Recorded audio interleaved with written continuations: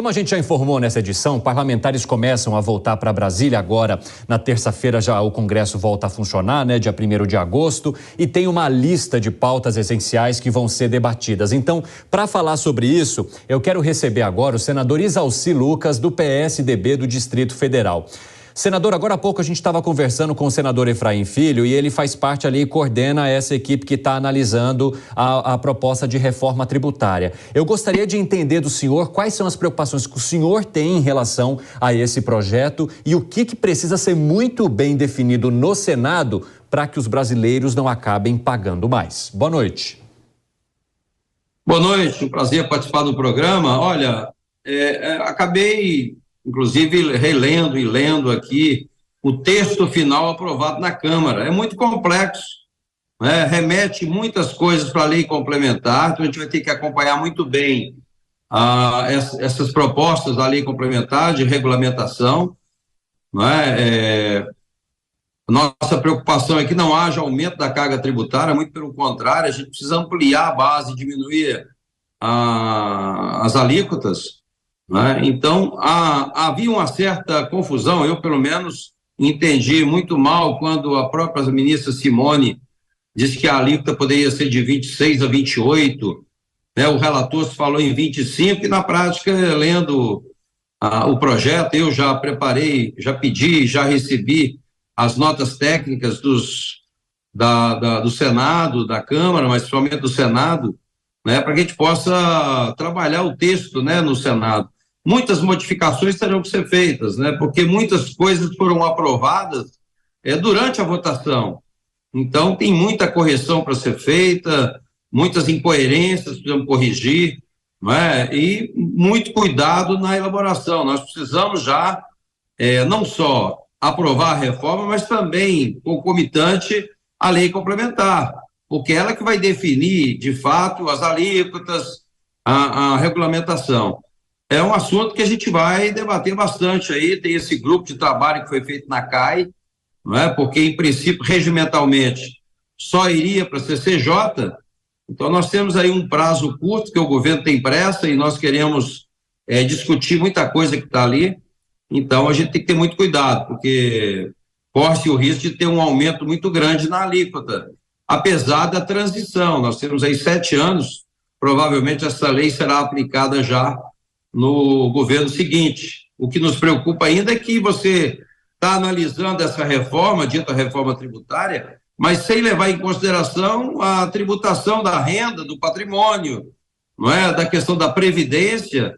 Não dá para você falar numa reforma tributária sem discutir a questão da desoneração da folha, não é? Porque você não pode aumentar sem levar em consideração que a folha de pagamento é um dos custos maiores que existem.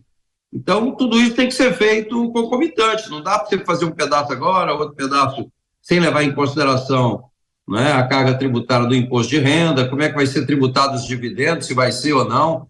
Então, tudo isso a gente tem que ver o contexto geral. Mas, senador, eu quero aproveitar. Recebi a nota, já li hoje por 2 vezes é muito complexo realmente, mas tem muita distorção, muita coisa que foi falada no PowerPoint, foi apresentada e que na prática não é bem o que apresentaram. Então, muita coisa aprovada realmente. Para aprovar, vamos aprovar de qualquer jeito. E aí o Senado se vira e resolve. Então, teve muita coisa aprovada assim na madrugada, muita gente nem leu, o substituto foi aprovado, muita coisa que foi na hora ali negociada com o relator. Então, é uma responsabilidade muito grande aí do Senado. Senador, o Nelsinho Kobayashi, nosso comentarista, está conosco hoje, queria fazer uma pergunta ao senhor. Vai lá, Koba. Senador Isalci, boa noite, prazer falar com o senhor. Senador, depois da aprovação na Câmara dos Deputados, nós começamos a ver um movimento muito grande do setor de serviços, principalmente questionando a legalidade, enfim, a assertividade do texto para o setor de serviços por uma razão. O texto, ele equipara os impostos de ICMS e ICS, ou seja, quem vende coisas e quem presta serviços vão pagar o mesmo tipo de imposto. Só que quem vende coisas tem uma vantagem em relação a quem presta serviços, porque compra coisas e vende. E aí a gente tem aquela ideia do cashback, que daí é o crédito que vai ser gerado a partir da compra dos insumos. E aí quem vende serviços não tem esse insumo. Quem vende serviços vende habilidade, vende intelecto, vende tempo, dedicação e vai ficar em desvantagem em relação aos demais. E aí os órgãos já estão se movimentando. O senhor acha que há possibilidade de, no Senado, isso ser alterado e ter algum tipo de benefício para compensar isto para o setor de serviços?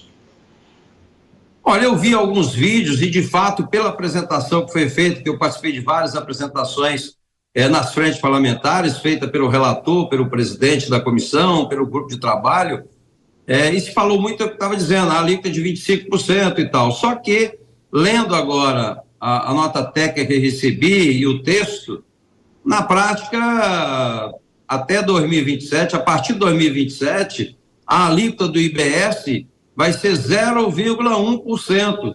E só para saber, até 2033, 2034, qual vai ser a arrecadação desse 0,1%, não é? Para você ter uma base e você vai compensar esse 0,1% no pagamento do CMS e ISS. E está também no estudo que não há realmente aumento dessa carga tributária. Da mesma forma o CBS, que é a contribuição de bens e serviços, que substitui o PIS/COFINS. Ele vai começar também com 0,9%, sendo que você pode compensar no recolhimento do PIS/COFINS até o início da transição, que vai ser 7 anos. Então, para extinguir o ICMS e ISS, só a partir de 7 anos. E até lá, você vai compensando esses valores até equilibrar, mas sem aumento da carga, pelo menos foi o estudo que recebi. Por isso, a dúvida com relação a essas falas da Simone, a fala do relator, de um alíquota de 25%. Quando você aplica nos profissionais liberais, por exemplo, a gente estava super assustado, porque você paga 0,65 de PIS, 3% de COFINS e 4,8% de imposto de renda, 2,8% de contribuição social sobre o lucro líquido.